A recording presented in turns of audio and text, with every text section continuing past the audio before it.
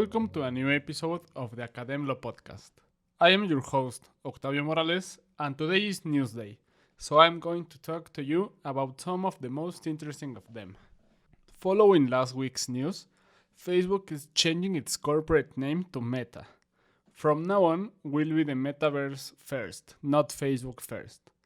Over time, you won't need to use Facebook to use our other services, said the CEO Mark Zuckerberg. Facebook's main social app will exist with the same name, only under the new company's name, as will the rest of the company's products like Instagram and WhatsApp.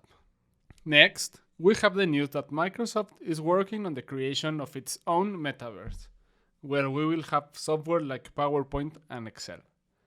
The company is adapting its signature software to create a more corporate version of the Metaverse. The first part of the plan is to create a version of Microsoft Teams chat and conferencing program with digital avatars. This is already in testing and will be available in the first half of 2022.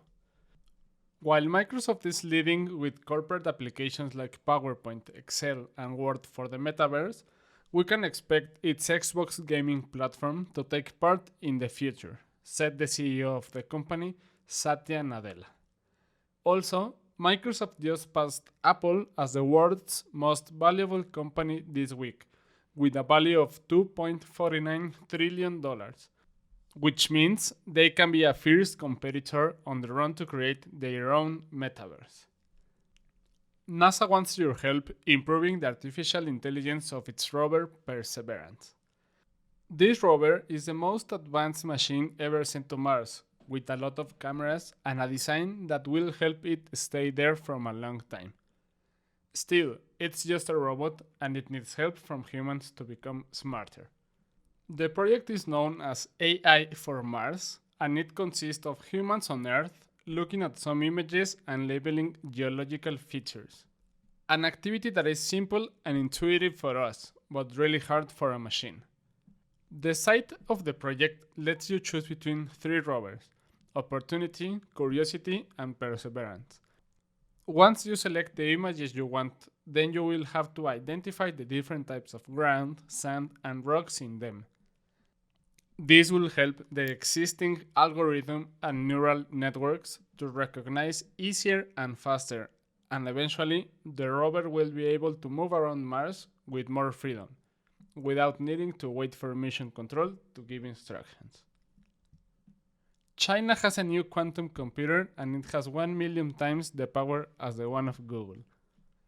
Physicists in China claim that they have constructed two quantum computers, both faster than the one that the United States, specifically Google, have. One of the computers is a superconducting machine, while the faster one works with light photons. That's how it gets this kind of results. This computer can calculate in a single millisecond a task that the fastest conventional computer in the world would take close to 30 trillion years to do. Something pretty much impossible. Compared to the supercomputer from Google, this one is 10 million times faster, making it the fastest computers in the world and the first to beat the Google one in 2 years. The only bad side of the story is that this quantum computer can only operate in highly precise environments and for hyper-specific tasks. And even taking this into account, it still makes a lot of mistakes. So apparently, the quantum age of computers is still some years away from us. Dropbox is adding folders that will automatically organize for you.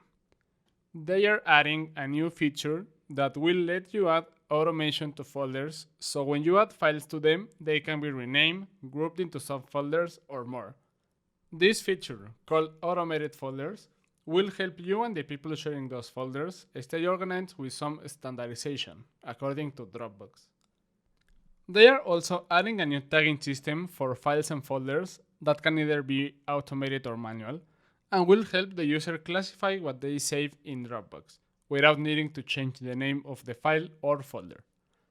In addition to the automation, they are also adding ways to name and organize multiple files.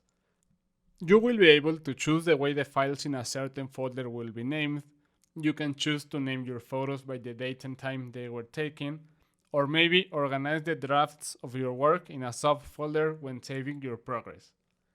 To make the use of all of these tools easier, Dropbox will have a dashboard to help you manage all your automated folders and rules, which will help with the introduction of these tools and will make some people think about change or go back to Dropbox as their preferred cloud storage service. These are some of the news from this week. Hope you like them, and I'll see you in the next one. Bye.